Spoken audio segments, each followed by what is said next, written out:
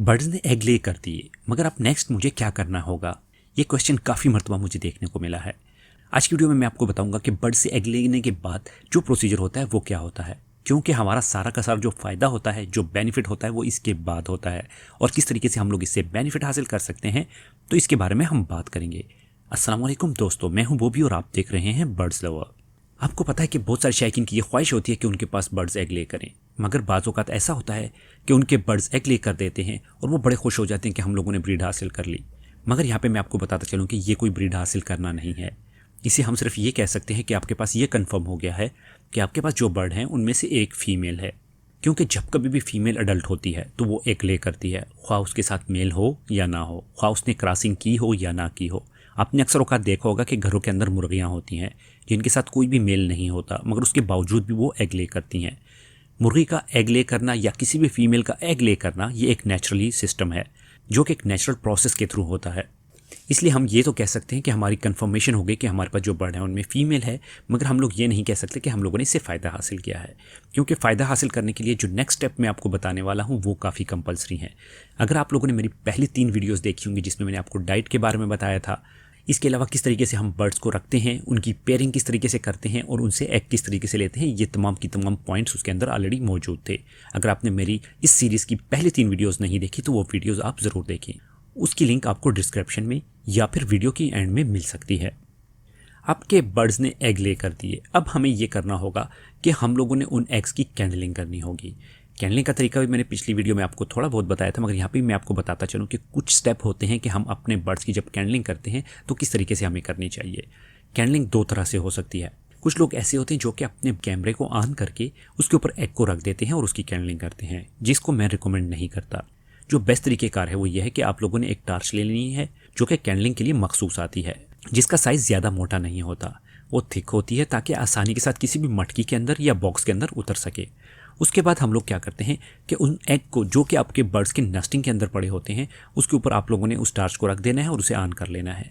अगर उसके अंदर से आपको लाइनें दिखाई दे रही हों जो कि लाल रंग की होंगी तो इसका मतलब है कि आपके बर्ड्स के जो एग हैं उनके अंदर बच्चा बनना शुरू हो चुका है, और अगर वो डार्क हों या फिर मुकम्मल तौर पे सफ़ेद हों तो इसका मतलब है कि आपके जो बर्ड्स का अंडा है वो मुकम्मल तौर पे ख़राब है।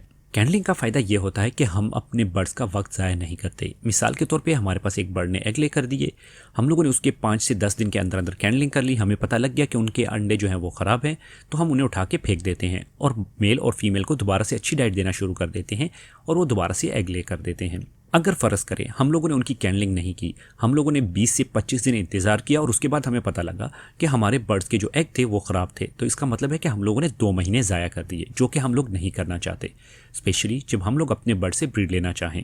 कैंडलिंग तो हो गई, आपको इस चीज़ का पता होना चाहिए कि आपके जो बर्ड्स ने एग ले किए हैं उनके बीच में क्या क्या डिफरेंस है। आपको एक मार्कर लेना होगा जो कि सॉफ्ट निब का हो, उससे आप अपने जितने भी बर्ड्स के अंडे हैं उनके ऊपर डेट्स लिख सकते हैं, यानी कि जो अंडा पहले दिन निकला हो, मिसाल के तौर पे 1 अक्टूबर को, तो उसके ऊपर आपने 1 अक्टूबर लिख देना है।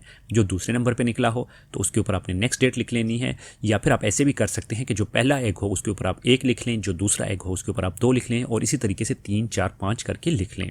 इसके अलावा एक चार्ट भी आता है जो कि आप अपने लिए खुद बनवा सकते हैं। उसे आप बनवा के डिज़ाइन करके उसके बाद आप उसे जो है प्रिंट आउट करके अपने बर्ड्स के केज के ऊपर भी लगा सकते हैं। बहुत सारे दोस्त ऐसे होते हैं जो कि इसकी बुक्स वगैरह भी बनाते हैं, तो आप अपने बर्ड्स के लिए बुक्स भी बना सकते हैं। अगर आपके पास बर्ड्स ज़्यादा हैं तो उसका फ़ायदा ये होगा कि आपके बर्ड्स का मुकम्मल रिकॉर्ड होगा और उससे आपको अंदाज़ा होगा कि आपके कौन से बर्ड ने कब एग लिए किया था और कितने दिन हो चुके हैं उसको, क्योंकि आगे जाके मैं आपको बताने वाला हूं कि अब हम लोगों ने इन अंडों से करना क्या है। अंडों की आपने कैंडलिंग कर ली, जो अंडे ख़राब हैं उनको आपने फेंक दिया, जो अंडे ठीक हैं उनको आपने रख लिया। अब हम लोगों ने नेक्स्ट जो स्टेप फॉलो करना है वो होता है फोस्टरिंग का। फोस्टरिंग का अमल इस चीज़ को कहा जाता है कि हम एक बर्ड से एग ले करवाएं और उसी अंडों को उठा के किसी और बर्ड्स के नीचे रखें और उसके बाद हम उन्हें उससे फोस्टर करवाएं, उनसे हैच करवाएं और उनके जो बच्चे हैं उसी से ही बड़ा करवाएं। इसके काफ़ी फ़ायदे होते हैं और किन कंडीशन में हमें इसकी ज़रूरत पड़ती है वो मैं आपको बताता हूँ। जो सबसे पहली हमें ज़रूरत पड़ती है वो इसलिए पड़ती है कि हमारे पास एक्सपेंसिव बर्ड भी होते हैं और हमारे पास सस्ते बर्ड भी होते हैं। मिसाल के तौर पे मेरे पास एक बर्ड का पेयर है जो कि 1 लाख रुपए का है, और अगर दूसरी तरफ मैं देखूं तो मेरे पास एक फ़िशर का पेयर है जो कि 3 से 4 हज़ार के अंदर अंदर मुझे अब मिल जाता है। अब अगर 1 लाख के बर्ड्स को मैं पूरे 2.5 महीने या 2 महीने रिजर्व करके रखता हूँ सिर्फ और सिर्फ 4 बच्चों के लिए, तो मेरे ख्याल में मेरा ये जो तरीक़ाकार होगा ये गलत होगा, मैं ऐसे कर सकता हूँ कि मैंने उनसे अंडे ले लिए, उनके अंडों को उठा के इन फिशर के नीचे रख दिया और उसके बाद उस बर्ड्स को जो है 10 से 15 दिन रेस्ट दे के दोबारा एग्स जो है उसको ले करवाने के लिए छोड़ देता हूँ। इस तरह जो है 2-2.5 महीने के अंदर मेरे पास 2 क्लचेज आ जाएंगे जो कि 1-1 लाख रुपए के ऊपर होंगे। अगर दूसरी तरफ हम देखें, जो हमारे पास फिशर हैं वो 4000 का पेयर है, वो अच्छे तरीके से बच्चों को पाल भी सकता है। और इसके अलावा ये होगा कि जो 4000 का पेयर होगा उसके जो बच्चे होंगे या उसके जो अंडे होंगे उसकी हमें ज़रूरत नहीं पड़ेगी। मगर इसके लिए कुछ शराइत भी हैं। मिसाल के तौर पे आपके पास जो 2 बर्ड्स के पेयर हैं उन दोनों को एग्स का लेग होना बहुत ज़रूरी है, यानी कि दोनों जब एग ले करते हैं तभी आप उनके अंडे एक दूसरे के नीचे से उठा के एक्सचेंज कर सकते हैं या उनके अंडों को उठा के आप फोस्टर कर सकते हैं। आप ऐसा नहीं कर सकते कि आपके पास जो एक्सपेंसिव बर्ड्स हैं उन्होंने अंडे दिए और जो आपके पास सस्ते बर्ड हैं उन्होंने अभी तक अंडे नहीं दिए और आप उनके नीचे जो है वो अंडे रख दें। ऐसा हरगिज़ नहीं हो सकता, क्योंकि ये बहुत ही कॉमन क्वेश्चन है जो कि मुझे सुनने में आता है। इसके अलावा भी कई वजूहात की वजह से हम लोग फोस्टर करते हैं। मिसाल के तौर पे आपके पास जो बर्ड हैं वो लेइंग तो करते हैं मगर वो बच्चों को अच्छे तरीके से नहीं पालते, या इसके अलावा कुछ बर्ड ऐसे होते हैं जो कि लेइंग करते हैं मगर वो अपने अंडों के ऊपर अच्छे तरीके से बैठ नहीं पाते, जिसकी वजह से अंडे ख़राब हो जाते हैं। तो उन बर्ड्स की भी फोस्टरिंग हमें करनी चाहिए।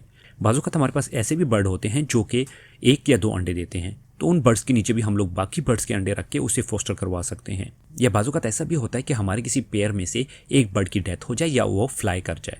इस कंडीशन में भी हम लोग उनके अंडों को उठा के दूसरे बर्ड के नीचे रख देते हैं ताकि हमारे जो बर्ड हों वो अपने बच्चों को अच्छे तरीके से पाल सके। क्योंकि अगर आपके पास एक मेल या एक फीमेल रह जाए जो कि अपने बच्चों को पालना चाहे तो आप उससे नहीं पलवा सकते, क्योंकि आपको कई किस्म के मसाइल पेश आएंगे। जब बच्चे छोटे होते हैं तो फिर उनका पालना थोड़ा आसान होता है, मगर जैसे जैसे बच्चे बड़े होना शुरू हो जाते हैं तो उनके लिए ज़्यादा डाइट की ज़रूरत होती है और जो मेल या फीमेल जो अकेला रह जाता है तो उसे उतना फीड नहीं करवा पाता, जिसकी वजह से हमें काफ़ी किस्म के मसाइल का सामना करना पड़ता है। या तो हमें हैंड फीड पे बच्चों को लेना पड़ता है और या जो है हमें बच्चों को फोस्टर करवाना पड़ता है। ये तो थे कि हम लोग अंडों को क्यों फोस्टर करते हैं। और अंडों को फोस्टर करवाने का जो सबसे बेहतरीन तरीक़ेकार है वो ये है कि आपने हाथ को साबुन से धो लेना है। जैसा कि मैं आपको बता चुका हूँ कि आप लोगों ने नंबर लिख लेने हैं बर्ड्स के ऊपर कि ये 1 नंबर है, ये 2 नंबर है, ये 3 नंबर है। और उसके बाद आपने ये करना है कि आप जब कभी भी बर्ड्स के अंडों को फोस्टर करना चाहें तो अगर आपके पास मिसाल के तौर पे 4 पेयर हैं जिन्होंने एग ले किए हुए हैं, उनमें से जो पहले दिन का अंडा होगा तो वो आप लोगों ने एक बर्ड के नीचे रख लेना है। यानी कि जो सेम दिन में अंडे निकले होंगे उन्हें आपने एक बर्ड के नीचे, इस तरह जो दूसरे दिन के अंडे होंगे उनको आपको दूसरे बर्ड्स के नीचे, और जो तीसरे के होंगे इस तरह आपने तीसरे बर्ड्स के नीचे रख देने हैं ताकि जितने भी बच्चे निकलें वो एक ही उम्र के हों। क्योंकि जब कभी भी बर्ड्स के बच्चे एक उम्र के नहीं होते तो इनका साइज़ भी डिफरेंट होता है। इसी तरह अगर आप बच्चों की फोस्टरिंग करना चाहते हैं तो उसमें भी आपने यही फार्मूला अपनाना है।